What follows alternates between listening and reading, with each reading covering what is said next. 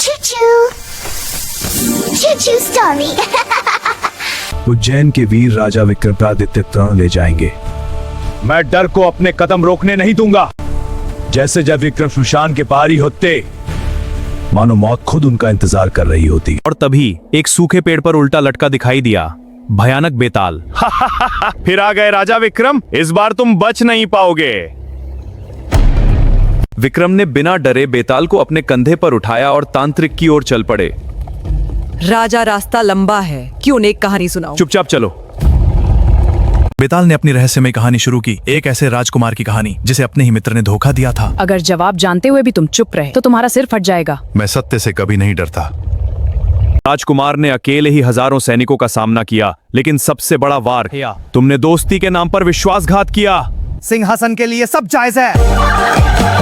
कहानी समाप्त होते ही बेताल ने विक्रम से एक कठिन प्रश्न पूछा। बताओ राजा विक्रम, सबसे बड़ा दोषी कौन था? जिसने विश्वास तोड़ा वही सबसे बड़ा अपराधी है।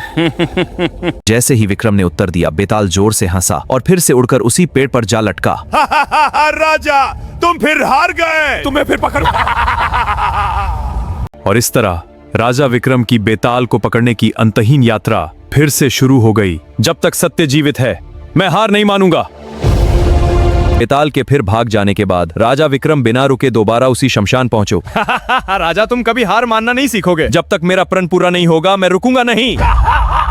इस बार बेताल की आवाज में अजीब गंभीरता थी, मानो वो कोई बड़ा रहस्य छुपा रहा हो। राजा विक्रम, जिस तांत्रिक के लिए तुम मुझे ले जा रहे हो वो तुम्हारा मित्र नहीं है। क्या कहना चाहते हो तुम? वो तुम्हें धोखा देगा। बेताल ने बताया कि वो तांत्रिक एक खतरनाक तंत्र विद्या करना चाहता था, जिसके लिए उसे राजा विक्रम की बलि चाहिए थी। वो तुम्हें धोखा देकर मार डालेगा। अगर यह सच है तो उसका अंत निश्चित है।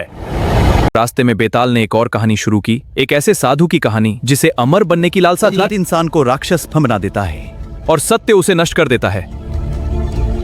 उस राजा ने अमर होने के लिए काली शक्तियों का सहारा लिया, लेकिन धीरे धीरे वह इंसान से राक्षस बन गया। मुझे अमरता चाहिए, चाहे पूरी दुनिया नष्ट हो जाए। ये राजा नहीं, दानव बन चुका है। अब विक्रम को समझ आने लगा था कि बेताल उन्हें सचेत करने की कोशिश कर रहा है। अगर तांत्रिक सच में विश्वासघाती है तो मैं उसकी चाल उसी पर पलट दूंगा। अब तुम सही सोच रहे हो। आखिरकार दोनों उस रहस्यमयी गुफा तक पहुंच गए जहां तांत्रिक उनका इंतजार कर रहा था। स्वागत है राजा विक्रम, तुमने मेरा काम पूरा कर दिया। अब असली खेल शुरू होगा। तांत्रिक ने काली विद्या शुरू की और विक्रम की बलि देने की तैयारी करने लगा। तुम्हारी शक्ति अब मेरी होगी। धोखा देने वाले का अंत हमेशा भयानक होता है।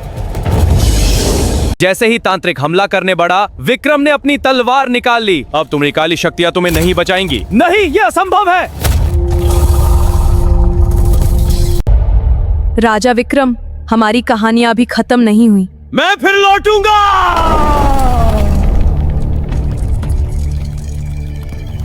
तांत्रिक के अंत के बाद बेताल रहस्यमयी मुस्कान के साथ फिर अंधेरे में गायब हो गया। राजा विक्रम, हमारी कहानियां अभी खत्म नहीं हुई। मैं फिर लौटूंगा। Hey guys, please subscribe my channel and support me. Don't forget to click the bell icon.